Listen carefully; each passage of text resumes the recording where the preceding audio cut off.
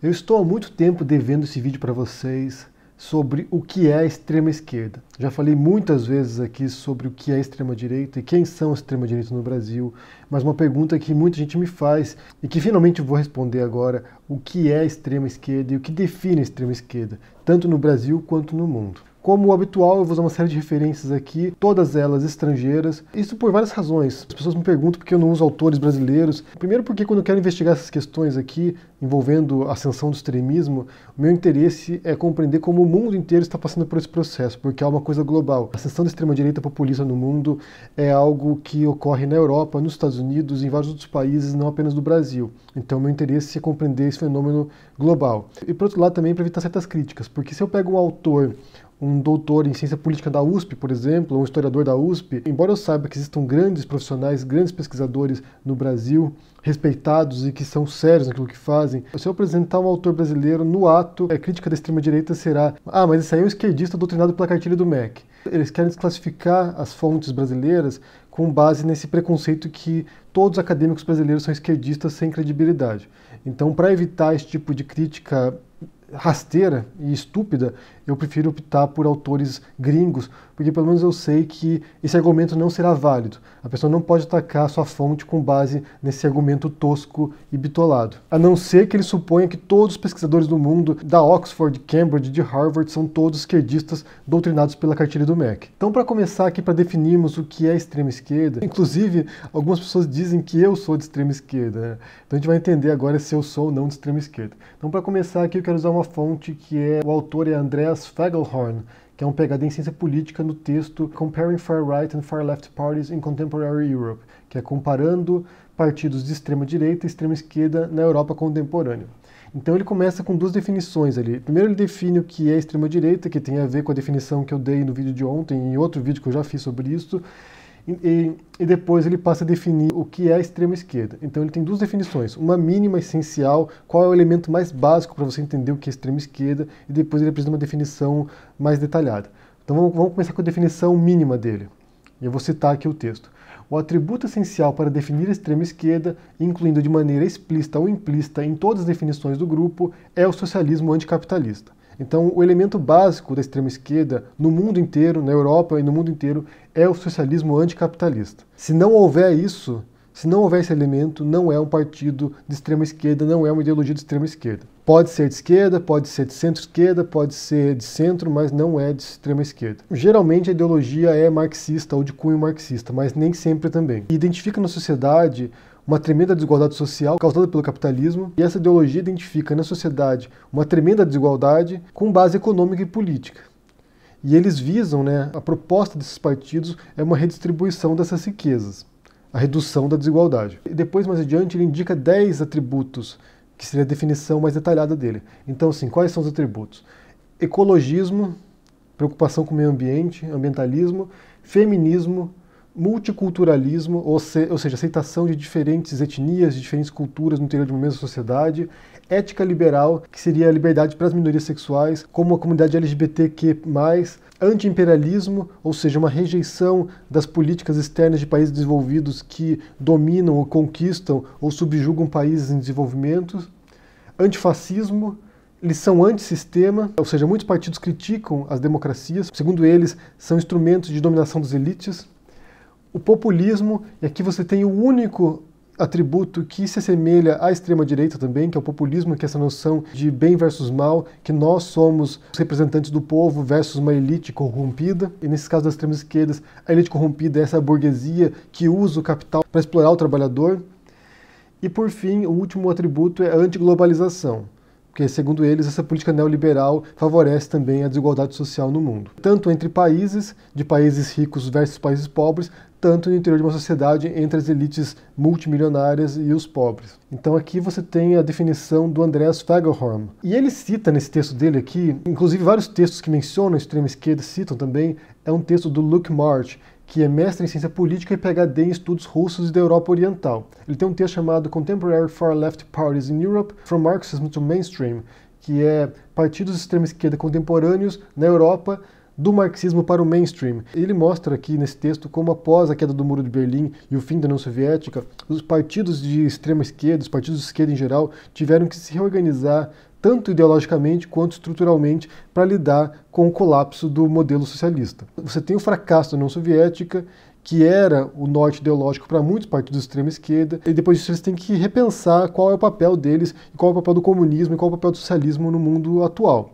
Então, assim, muitos perderam impacto, muitos perderam influência depois disso, dos anos 90 em diante, que é quando começa também a ascensão de partidos de extrema-direita pelo mundo também, quando começa essa guinada para uma visão mais populista de extrema-direita. Mesmo assim, na Europa, os partidos de esquerda, tanto de esquerda tradicional quanto de extrema-esquerda, ainda são influentes e ainda pautam o discurso político nesses países da Europa. Então, o Luke Martin fala o seguinte, eu vou citar um trecho aqui do texto dele. Há dois subtipos de extrema-esquerda. Primeiro, os partidos de esquerda radical, que querem uma mudança sistêmica do capitalismo das raízes até os galhos. Partidos de esquerda radical aceitam a democracia, pelo menos verbalmente, embora eles combinem isso com, frequentemente de um modo vagamente definido, aspirações rumo à democracia direta ou uma democracia participativa, incluindo a incorporação de direitos dos excluídos e marginalizados, por exemplo, de desempregados e trabalhadores migrantes no sistema político.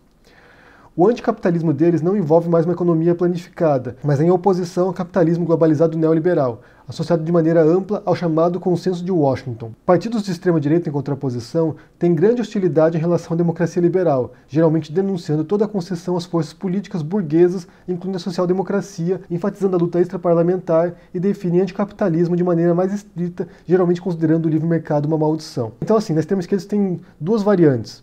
Uma delas mais democrática, uma delas que ainda é anticapitalista, nesse sentido de um capitalismo brutal, selvagem e que precisa reduzir as desigualdades do sistema, talvez uma redefinição total do que é capitalismo, mas ainda pensa em vias democráticas, ainda pensa em via parlamentar, ainda pensa usando o sistema contra ele próprio. Então, através de uma luta no interior da democracia, a gente pode tentar melhorar como funciona o capitalismo e redistribuição de riquezas. A segunda vertente, que essa é mais radical, que ainda pensa na luta revolucionária. Então, assim, você não pode ser conivente com o capitalismo. O capitalismo é um sistema econômico brutal, desigual, que nunca vai ter solução, então é preciso fazer uma revolução. E o Martin divide esses partidos de extrema esquerda em 4 subgrupos. O primeiro desses subgrupos, que é o mais radical, são os comunistas, que podem ser comunistas ortodoxos, os marxistas clássicos, podem ser comunistas conservadores de viés marxista-leninista, que ainda vem na União Soviética como modelo político e se recusam a aceitar os crimes da União Soviética, do Stalin ou do que aconteceu lá. Você tem os comunistas reformistas,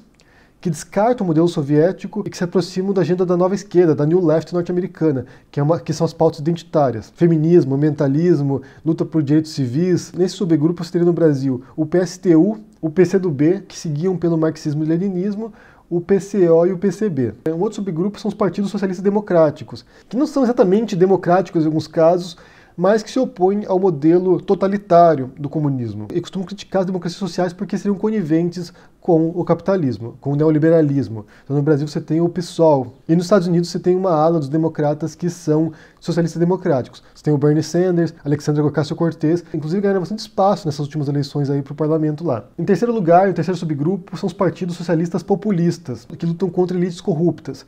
Aqui na Espanha você tem o Podemos, que é um exemplo disso. E estão numa luta contra a burguesia corrompida. E por fim você tem partidos populistas sociais que muitos partidos de extrema esquerda nem acham que eles são de esquerda, na verdade. Eles dizem que são direitistas, que são entreguistas, são outras coisas. Esse último item o Martin nem trabalha no texto dele. Eu vou tirar vários outros textos para vocês aqui. Eu vou tirar um outro também que é Varieties of Radicalism, Examining the Diversity of the Radical Left Parties and Voters in Western Europe. Eu vou tirar outro também que é The Quiet Rise of the Far Left, do Austin Hudgens, que analisa o cenário atual da extrema esquerda na Europa. E também um último artigo que é The Presence of Left-Wing Authoritarianism in Western Europe and its Relationship with Conservative Ideology, que é uma análise do autoritarismo na esquerda, na extrema esquerda, e como isso se relaciona com o autoritarismo dos conservadores também. Eu vou deixar esses links para vocês na descrição, que vocês podem conferir para entender também como funciona a dinâmica desses partidos de extrema esquerda e qual a ideologia desses grupos. Como você pode perceber aqui, os elementos básicos da extrema esquerda são muito diferentes dos elementos básicos da extrema direita. A extrema direita pensa o mundo numa estrutura hierárquica de dominação, de uma oposição entre os cidadãos de bem, por exemplo, como a gente usa esse termo aqui de maneira pejorativa muitas vezes aqui, de quem merece estar num país, de quem são cidadãos de verdade de um país, em relação aos estrangeiros, em relação a outros grupos, como uma visão classista da sociedade. de dominação, de exclusão do diferente, de diferentes religiões, de diferentes pensamentos, de oposição política, e depois você tem aqui, no caso da extrema esquerda, é a visão básica, essencial, é o anticapitalismo. É a luta por uma redistribuição das riquezas no mundo. Também tem uma visão de classe, na verdade, né? Na verdade, a intenção da extrema esquerda é a supressão das classes, que é a essência da filosofia do Marx, a supressão da luta de classes. E assim como a extrema direita é muito diversificada, tem diferentes grupos ali atuando nesse campo, a extrema esquerda também é muito diversificada. Então, respondendo à acusação de que eu seria extrema esquerda, embora eu me identifique com vários atributos ali, né? O feminismo, a luta por direitos civis dos negros, das minorias sexuais, contra racismo, contra homofobia, contra misoginia. Embora eu seja muito crítico em relação ao capitalismo também, eu acho que é um sistema que poderia funcionar muito melhor. É muito injusto, é um sistema injusto e que precisaria de regulamentações para poder funcionar melhor. Mas eu não me identifico como anticapitalista em essência. De fato, eu não sou contra o capitalismo, eu só penso que tem que ser mais justo, para quem é mais pobre principalmente. Como eu já disse anteriormente em outro vídeo, eu me identifico com a democracia social, com um modelo aplicado em muitos países da Europa, né? Tanto na Espanha, quanto na França, quanto nos países escandinavos, quanto no Reino Unido. Então esse é um modelo que eu defendo e que eu acho que me parece mais justo. Embora tenha uma crítica muito profunda dos socialistas democráticos que dizem que a democracia social só funciona porque esses países exploram países mais pobres. Então, assim, se a Espanha é rica é porque ela explorou países mais pobres. Se o Reino Unido é rico é porque foi o Império Britânico que explorou várias colônias ao redor do mundo. Se os países escandinavos são ricos e podem aplicar um bem-estar social, é porque há países pobres que sustentam esse modelo. Então, assim, é uma crítica que pode ser válida, mas até o momento não me parece também que o socialismo democrático é funcional ao ponto de disseminar por todo mundo e reduzir as desigualdades entre países. Então, como eu disse, eu vou deixar para vocês na descrição aqui todos esses links aqui desses artigos que eu utilizei como referência. Consultem, leiam, estudem. Quero saber o que vocês pensam sobre esse assunto aí. Se vocês se encaixam nessa definição de extrema esquerda aí, me digam aí. Deixem embaixo no comentário, deixem joinha, assinem o canal, ajudem no apoio e a gente se vê por aí. Abraço e até mais. Tchau!